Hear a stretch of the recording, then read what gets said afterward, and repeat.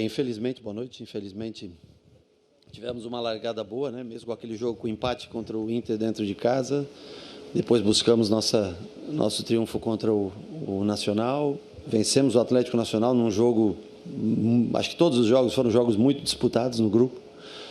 E não nos daria a classificação, mas nos colocaria numa situação mais confortável se nós tivéssemos nos concentrado um pouco mais, ficado um pouco mais no jogo contra o Nacional em Salvador.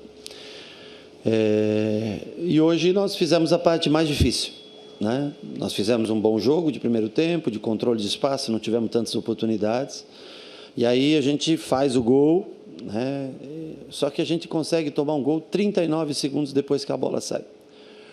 Aí eu digo para você que falta um pouco de maturidade para enfrentar uma competição como essa, né? Você não pode vir aqui, fazer a parte mais difícil, que é se sustentar primeiro no jogo, se adaptar ao jogo, se sustentar no jogo, conseguir sair à frente, fazendo um jogo, acho que muito parelho, muito igual. Os dois jogos foram muito parelhos. Só que aí não é nenhuma jogada criada, né? Foi um chutão para frente, sem nexo praticamente.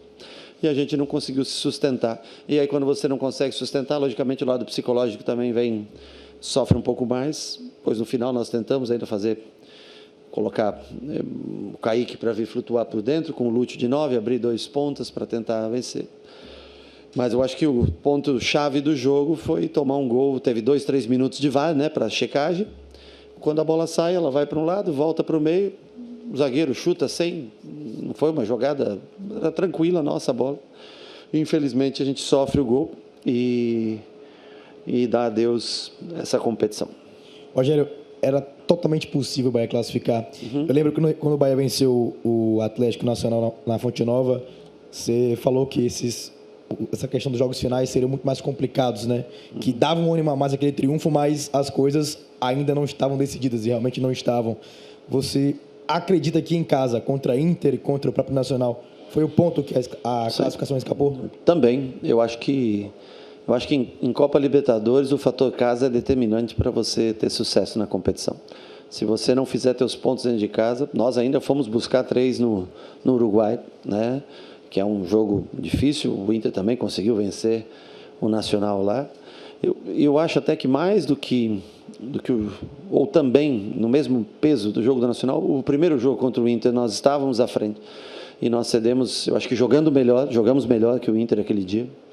E o confronto direto ele vale muito, e nós sabíamos que a chance de ter um confronto na última rodada, se não tivéssemos mais que 3 pontos à frente, seria mais difícil. Mas, repito, ainda conseguimos hoje vir aqui, jogar um jogo bem parelho, fazer o gol, sair à frente.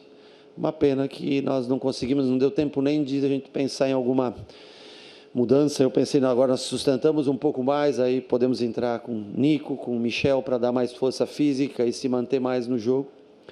Mas, infelizmente, eu acho que falta justamente a experiência, falta jogar mais a competição, para que em momentos que você está em vantagem, né? Porque só foram 3 jogos assim, né? Foi contra a Inter, foi contra a Nacional e hoje novamente com o Internacional. Todos eles jogando à frente e tomar o gol com... O que mais demorou foi o Inter na Fonte Nova, né?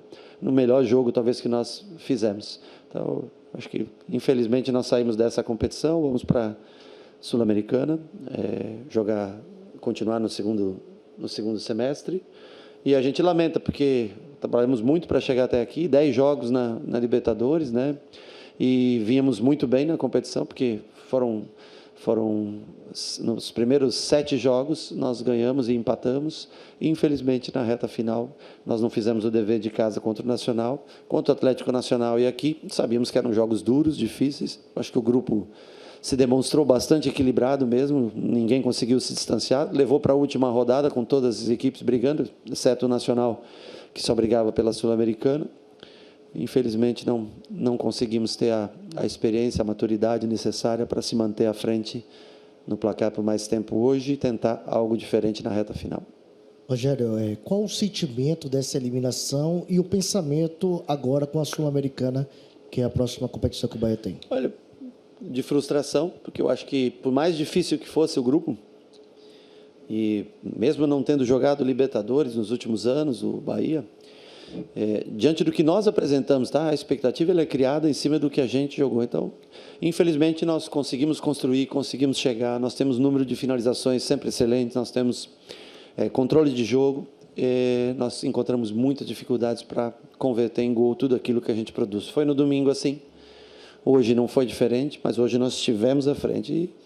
E eu lamento porque gostaria de ver o Bahia na fase de grupos, gostaria de ver o Bahia nas oitavas de final. Acho que era possível, era difícil, era, mas era possível passarmos. Agora nós temos que focar no Campeonato Brasileiro, nessas últimas 2 rodadas de Campeonato Brasileiro, para tentar se manter numa posição, na parada, numa posição relativamente boa. O tempo é muito curto, nós não conseguimos trocar o jogo para domingo, onde quase todas as equipes jogam, onde o São Paulo jogou ontem e nós jogamos hoje, vamos ter que viajar a madrugada toda, mas nós precisamos de uma reação rápida em Campeonato Brasileiro e tocar o segundo semestre e tentar ganhar energia, descansar um pouco, fazer novamente uma mini pré-temporada e voltar com tudo para o segundo semestre, porque tem muito jogo, muito campeonato pela frente. Nós estamos em 4 frentes, vamos estar na Sul-Americana, vamos estar no Brasileiro, vamos estar na Copa do Nordeste e na Copa do Brasil. É muito jogo, nós vamos ter que ganhar energia, descansar um pouco, que hoje é o jogo número 40 do time no ano,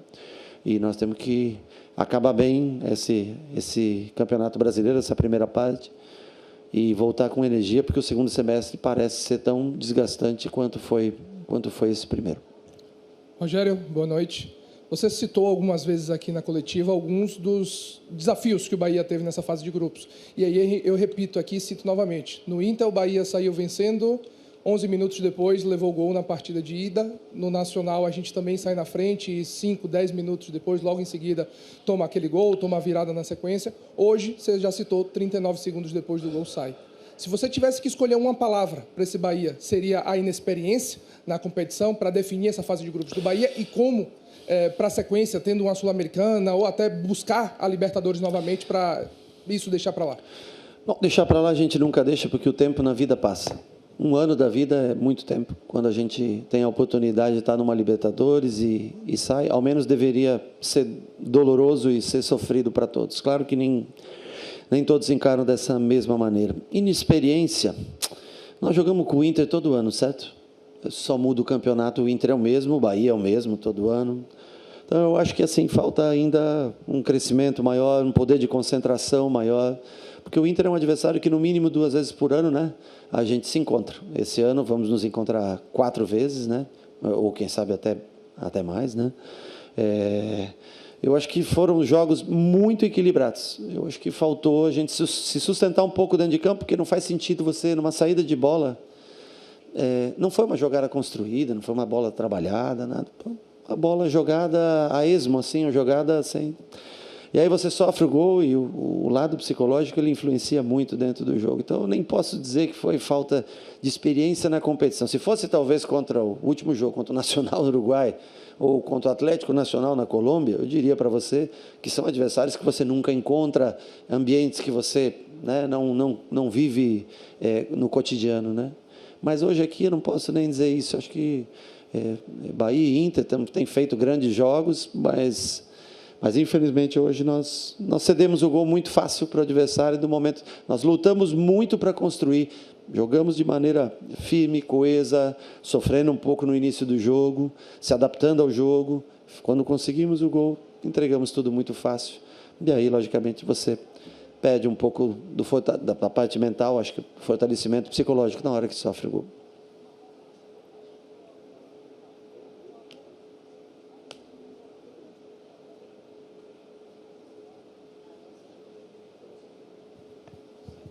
Pronto. Boa noite, Rogério. Você falou a respeito da sua expectativa em relação à experiência do grupo. Essa fase de Libertadores, obviamente, é uma fase mais aguda, onde grandes clubes acabam se enfrentando. Nós caímos no grupo da morte. São 3 campeões mundiais contra nós, que, obviamente, você é um campeão mundial, que foi com São Paulo. O que é que você mudaria para a próxima temporada, caso o Bahia classifique para a Libertadores, né? A gente cai na Sul-Americana agora, obviamente, tem a oportunidade de sagrar-se campeão e cair numa fase de grupos direto, né? Sai cabeça de chave.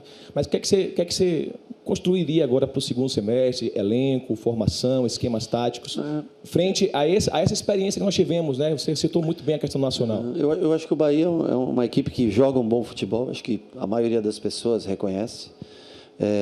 Em todas as competições que participa, na maioria das vezes faz bons jogos, compete de igual para igual com grandes times do futebol brasileiro e agora da América do Sul. Nós enfrentamos 3 campeões de Libertadores, né? Eu acho que nós temos sempre um planejamento que a cada ano, o grupo, né, a partir do meio do ano, a gente sempre tem um planejamento, seja de investimento ou de contratações necessárias.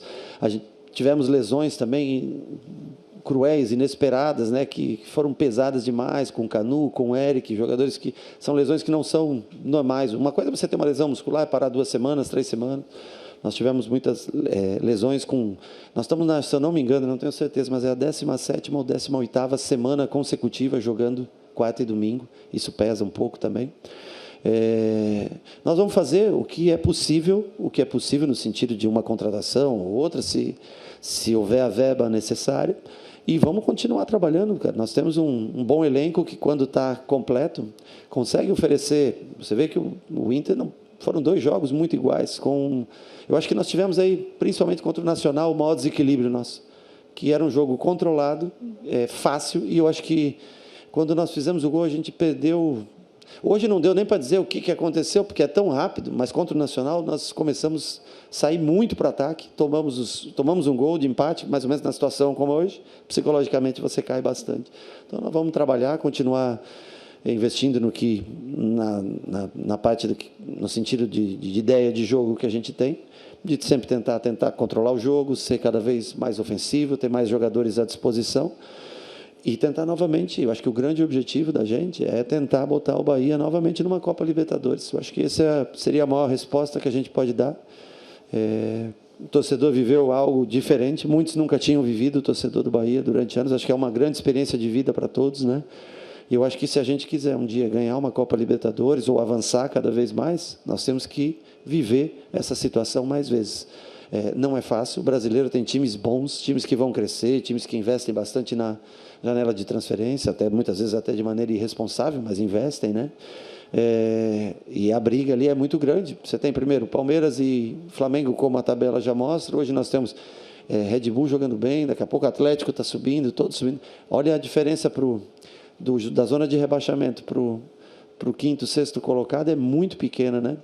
Então vai ser, acho que, um campeonato que você vê o Fortaleza no passado chegou em 4º, esse ano viu uma declaração que acha que briga para não cair.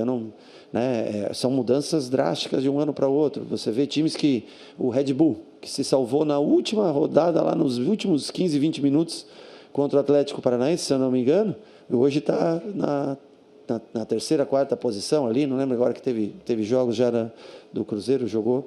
O Cruzeiro acabou atrás da gente, já está brigando lá em cima de novo. Então, a única certeza no Campeonato Brasileiro é que você não tem certeza alguma de como vai acabar. Times que estavam lá em cima caem. Então, o que a gente tenta é tentar ter um crescimento linear, ano após ano, do que foi 23, 24, a experiência de 2025, e tentar conduzir o time novamente a essa competição. Seria um sonho para a gente, porque não é fácil você jogar. E eu acho que a única maneira de ganhar experiência e talvez não cometer erros como o de hoje é viver cada vez mais vezes jogos de Libertadores. Rogério, você falou de experiência, você falou de um pouco de maturidade, agora há pouco você acabou de dizer que a única certeza que a gente tem é que a gente não sabe o que é que vai acontecer, principalmente do brasileiro. Mas a gente que acompanha o Bahia, quem torce pelo Bahia, tem algumas certezas quanto ao time, de um modo geral. Que esse time vai propor o jogo, que esse time vai controlar o jogo e, se o adversário permitir, ele vai ser superior nesse domínio de bola. Só que tem algo que está muito evidente também, que é o time cria, o time controla, o time chega e o time não mata. E, por vezes, isso tem feito a diferença. A bola do Jean poderia ter mudado a história do segundo tempo. Que é no final do primeiro tempo, se ele faz aquele gol, poderia ser uma história diferente. O Inter teria que sair, teria que se abrir, e você, indo para o vestiário com 1-0, poderia ter feito algo diferente. Como você disse, não teve tempo para fazer nada, porque foram poucos minutos. O que fazer para a sequência? Hoje não dá para fazer mais nada. Já foi. A história já foi contada. Mas você tem ainda um calendário internacional a cumprir. Tem Copa do Nordeste para ratificar a classificação, que já está garantida, mas ser o primeiro. E essa sequência dura que você mesmo citou, não é caixa infinito, não é orçamento infinito, mas tem que dar respostas. Como fazer isso? Olha, nós temos que fazer um número maior de gols. A nossa média de gols no começo do ano, eu sei que são competições diferentes dos times que a gente enfrenta hoje, era muito boa, mas no Campeonato Brasileiro, se eu não me engano, a gente tem menos gols do que jogos. E na Copa Libertadores nós finalizamos, se eu não me engano, com menos gols do que jogos. Então, isso é um problema que chama atenção. Nós tentamos trabalhar sempre a parte de finalização, eu acho que aí um pouco é o lado psicológico, né? Porque é diferente você finalizar num treinamento, né? num trabalho de finalização, e ter a mesma calma para executar essa finalização no jogo. Eu acho que precisa um pouquinho mais de calma, tranquilidade na hora de finalizar. E nós precisamos, sem dúvida, se a gente quiser ganhar, porque senão a gente está sempre dependendo de um 0 no placar. E não é sempre que o 0 vem. Às vezes a gente também erra e a gente precisa ter um pouco mais de folga, como foi o jogo do Paysandu, por exemplo. Nós precisamos fazer mais jogos com 2 gols, com 3 gols, porque senão a gente não tem tranquilidade. Você está sempre flertando com o risco do empate ou da derrota. Precisamos melhorar, sem dúvida nenhuma, crescer no número de gols feitos. Rogério, você acabou de falar, até pegando o gancho da pergunta do colega, você acabou de falar aqui, durante a entrevista, em maturidade e um pouco de experiência numa competição internacional. E a Sul-Americana, a qual você vai ter ela no segundo turno, no segundo semestre, você terá 4 brasileiros pela frente. Sim. Né? E um deles pode ser um clássico regional. Sim. Então, como adquirir essa maturidade para ganhar dos times brasileiros na Sul-Americana? Eu acho que a Copa Sul-Americana, esse desafio do terceiro, né, que fica na chave de Libertadores com o segundo, ele é muito difícil. A Copa Sul-Americana não vai ser diferente de Libertadores, não. Você tem, sei lá, hoje, não lembro de cabeça, mas tem Vasco, um possível Atlético Mineiro, né, um possível Vitória, quem mais? Um possível Fluminense, o Grêmio, né? Então, você vê que é muito difícil. A Sul-Americana é uma extensão praticamente do Campeonato Brasileiro. Aí eu acho que conta o tamanho do elenco. Eu acho que essas 10 partidas vão fazer, sem dúvida nenhuma, a gente ter uma experiência maior. Se eu não me engano, as decisões para quem sai da Libertadores é fora de casa, né? Então, eu acho que nós vamos ter dias... Eu acho que vai ser uma competição equilibradíssima também, a Sul-Americana, mesmo que não seja um brasileiro, você pode pegar um brasileiro, mas mesmo que não seja, as viagens e tudo, nós temos que cada vez ganhar cancha para crescer, mas não existe favoritismo, né? Você pegar um Vasco e São Januário para decidir, você pegar um Atlético na Arena MRV para decidir, você pegar, como você falou, o clássico local, tudo é muito difícil. Tem a Copa do Brasil, que ainda tem sorteio, acho que é agora, daqui uns dias aí pela frente, né? Então, ou seja, é muita competição. Ninguém sobrevive a todas, né? Não tem um time que vai conseguir levar tudo. E, além disso, ainda todo mundo tem a Copa do Nordeste, como foi citado, né? Que é uma competição que fica um pouco sem sentido ser jogada nesse momento do ano. Você não pode querer... A Copa do Nordeste foi feita para o calendário no início do ano para a gente, né? Agora, lá dentro... há meses que não faz muito sentido, né? A competição perde um pouco de sentido quando você está jogando 3 outras competições que são mais importantes. Vamos ter que analisar com calma, preparar bem o grupo, descansar 2 semanas, fazer uma pré-temporada de 2 semanas, tentar crescer um pouco na parte física que o time vem sentindo um pouco nessa reta final, mas a concorrência vai ser tão difícil quanto foi a Copa Libertadores. Rogério, aqui na frente. Você estava falando dessa pausa do calendário, acho que todos os clubes aqui no Brasil estão esperando. E há pouco você estava projetando a expectativa de Libertadores, seu time acabou sendo eliminado, né? E tem essa Copa Sul-Americana pela frente. Pelo futebol que o Bahia vem desempenhando, que a gente vem acompanhando, que é um bom time, né? Um bom elenco, dá para colocar como um dos candidatos a esse título na Sul-Americana. E se me permite uma outra, para nós aqui do Rio Grande do Sul, para esses embates com o Inter, que você viu de pontos fortes do Internacional do Roger? Obrigado. Bom, como já foi dito, tem mais 4 brasileiros se a gente passar, ou seja, você já tem um mini campeonato brasileiro aí, com mais bons times que classificam em primeiro lugar na Sul-Americana. Uma fase a mais do que a Libertadores, agora tem, porque você tem que se enfrentar para daí sobrarem 16 times, né? Então, assim, eu não posso dizer que o Bahia é favorito no seu grupo e entrou para disputar e teve a liderança nas suas mãos, perdeu na reta final, Eu acho que vai ser uma competição, repito, tão difícil quanto foi a Copa Libertadores. O Inter é uma equipe de muita transição, mais rápida, quando tem Wesley, agora no final entrou o Vitinho também, né? São dois jogadores que acabam dando bastante velocidade ao jogo. É uma equipe com o Alan Patrick, que sabe, né, cantar bem o jogo. É uma equipe um pouco mais forte que a nossa fisicamente. Talvez seja o que chama um pouco mais atenção em bolas divididas, em tudo. Eu acho que o Bahia se mostrou, talvez até um pouco, o Inter é uma equipe muito técnica, mas se mostrou mais técnico durante esses jogos, e o embate físico, eu acho que aí chama um pouco a atenção a diferença com o Internacional. Rogério, aqui, boa noite. O Bahia foi o time das equipes da Série A que mais disputou jogos esse ano, tendo mais de 30 jogos disputados junto à Copa do Nordeste. O quanto que essa preparação física aí foi responsável por conta desse calendário maluco do Super Mundial aí para afetar o desempenho do time em campo? Não, eu acho que a gente tentou se preparar nós fomos para fora do país, trabalhamos 12 dias fora, tentamos rodar bastante o time no campeonato baiano, trocando 10, 9, 11 jogadores de rodada para rodada, porque nós saberíamos que nesse momento, às vezes as pessoas dizem, mas se você tiver 10 jogos a menos, não adianta, se acumular, quarta, sábado, como essa semana, a gente jogar domingo com o Grêmio, quarta com o Inter, sábado com o São Paulo, gente, não é fácil para ninguém. Então, assim, o problema é o acúmulo de jogos, é o pouco espaçamento entre um jogo e outro. Você poderia ter um número de jogos grande, mas se você tivesse no mínimo, 4 dias de intervalo entre um jogo e outro, para a gente poder minimamente voltar para casa, dormir uma noite, nós vamos fazer um treinamento na sexta-feira. Nós estamos vindo de 2 jogos seguidos para jogar contra um grande time que é o São Paulo em casa, precisando vencer de qualquer maneira para a gente terminar bem essa primeira parte. E a gente pede ajuda, às vezes, da própria confederação para passar o jogo para domingo. São Paulo jogou terça, São Paulo joga domingo. Nós temos jogo de Copa do Nordeste na quarta e no sábado, mas o São Paulo não tinha nada. Mas a confederação ela não tenta ajudar os seus clubes para oferecer um calendário minimamente melhor.